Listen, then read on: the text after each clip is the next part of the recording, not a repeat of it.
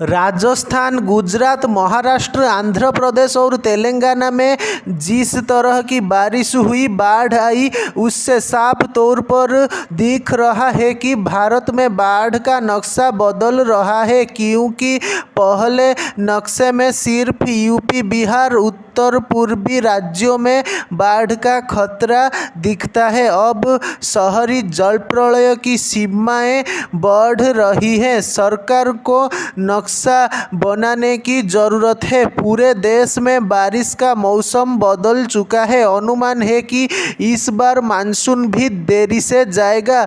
वजह से बंगाल की खाड़ी और अरब सागर के ऊपर बनने वाले चक्रवात, डिप्रेशन और लो प्रेशर एरिया अभी तो नया पैटर्न आ गया है तूफान का।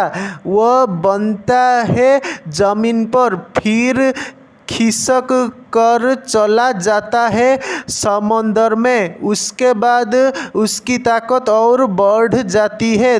देश के जो इलाके पहले सूखे के लिए जाने जाते थे, अब वहाँ तेज बारिश होती है, भयानक बाढ़ आती है, या फिर दोनों ही स्थितियां पैदा हो रही हैं। अगर एनडीए में यानी राष्ट्रीय आपदा प्रबंधन अथॉरिटी की माने तो सबसे ज़्यादा बाढ़ वाले इलाके गंगा ब्रह्मपुत्र बेसिन में हैं। उत्तर में हिमाचल से लेकर पंजाब, उत्तर प्रदेश, बिहार, असम और अरुणाचल प्रदेश। लेकिन अब तो तटीय राज्यों ओडिशा, गुजरात, आंध्र प्रदेश और तेलंगाना के कुछ हिस्सों भी बाढ़ आ रही है। आईपीई ग्लोबल और ESRI इंडिया की रिपोर्ट के मुताबिक गुजरात के 80% जिलों में पिछले 2 दशकों में बारिश की मात्रा और तीव्रता दोनों ही बढ़े हैं। इस साल सौराष्ट्र में आई बाढ़ ने कहानी बयां कर दी है।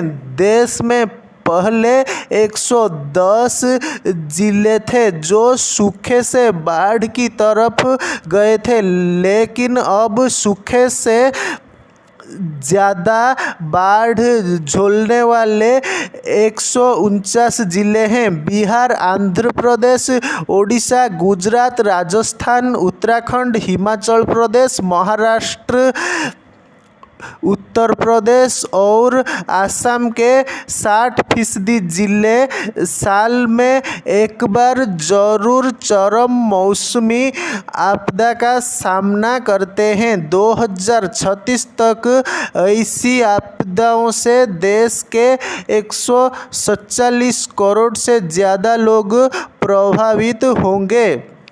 1973 से 2023 तक होने वाली सभी चरम आपदाओं की स्टडी इस नई रिपोर्ट में की गई है। हैरानी इस बात की है, दिल्ली, गुजरात, तेलंगाना, राजस्थान की बाढ़ हो, वायनाड में भूस्खलन हो, या फिर इस बार पड़ी चमड़ी गलाने वाली गर्मी हो, वैज्ञानिक और एक्सपर्ट इनके होने का अंदाज नहीं लगा सकते, क्योंकि इनकी तीव्रता मात्रा अचानक बढ़ जाती है। असम का 90% जिले, बिहार का 87% जिले, ओडिशा के 75% जिले और आंध्र प्रदेश और तेलंगाना के 93% जिले चरम बाढ़ की स्थिति से कभी भी परेशान हो सकते हैं। ये स्टडी करने वाले प्रमुख वैज्ञानिक अविनाश मोहांती ने बताया कि अब गर्मी जमीन से बहकर समंदर की ओर जा रही है, जैसा अभी गुजरात, आंध्र प्रदेश और तेलंगाना में हुआ। इससे समंदर की गर्मी और बढ़ रही है। इसका असर मौसम पर पड़ता है। जैसे दक्षिण भारत में श्रीकाकुलम, कटक, गुंटूर और बिहार का पश्चिम चंपारण जो पहले बाढ़ के लिए जाना जाता था, अब वहाँ सूखा पड़ रहा है। ये खास तौर पर मैदानी इलाकों में ज़्यादा हो रहा है। मौसम बदलने का असर साफ दिख रहा है। वायनाड में भूस्खलन, तेज बारिश के बाद गुजरात में बाढ़, उत्तराखंड के ओम पर्वत से बर्फ गायब, अचानक से मौसम बदलता है और शहरों में पानी ही पानी जमा हो जाता है। अब इस बार के मानसून को देख लीजिए। जून में कमज़ोर था, लेकिन उसके बाद सितंबर में इसकी तीव्रता और मात्रा दोनों ही बढ़ गई है। हैरानी इस बात की है कि मानसून में मौसम थोड़ा ठंडा होता था, लेकिन इस बार गर्मी कम नहीं हो रही है।